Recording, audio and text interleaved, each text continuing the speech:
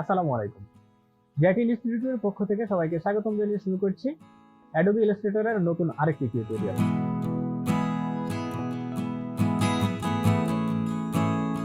তো আজকে আমরা দেখব Adobe Illustrator এর আর্টবোর্ডের মাঝে যে টুলস গুলো আছে, এই টুলস গুলো দিয়ে আসলে কি কাজ করে এবং এই টুলস গুলো কোথায় থাকে এবং কিভাবে ব্যবহার করে। তো চলুন শুরু করা যাক।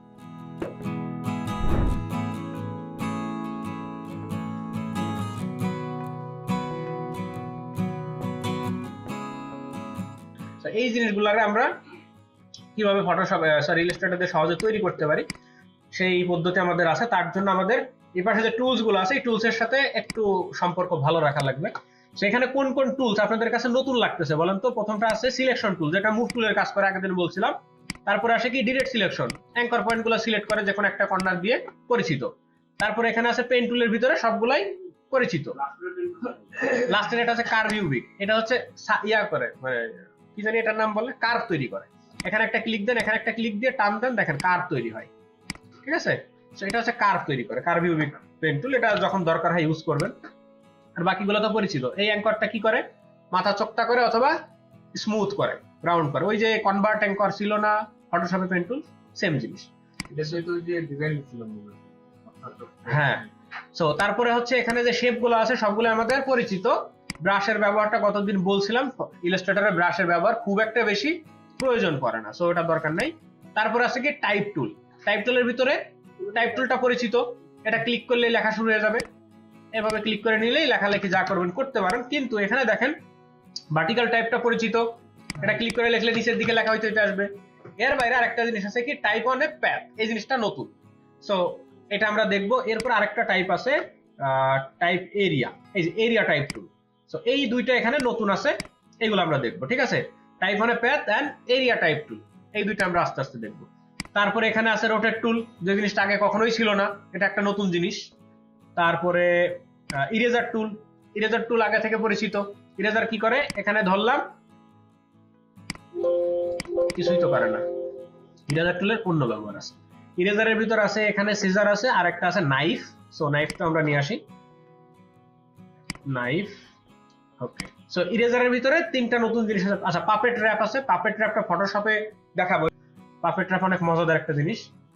তাহলে ইরেজারের ভিতরে আমরা এই সিজার আর নাইফ, এই দুইটা জিনিস দেখবো। তারপরে এখানে সম্পূর্ণ নতুন একটা জিনিস আছে, এই বস্তুটার নাম কি? এটার নাম আছে শেপ বিল্ডার। দেখেন, শেপ বিল্ডার টুলস, এটা অনেক কাজের খুবই গুরুত্বপূর্ণ। So shape builder. ওকে, তারপরে গ্রেডিয়েন্ট টুলস। গ্রেডিয়েন্টের কালার আমরা জানি, গ্রেডিয়েন্ট কালার কি করে? মাল্টি কালার প্লেস করে। গ্রেডিয়েন্টের এই জায়গায় আরেকটা জিনিস আছে মেশ টুল। মেশ টুলটা আমাদের শিখতে হবে, খুবই অ্যামেজিং একটা টুল, মেশ টুল।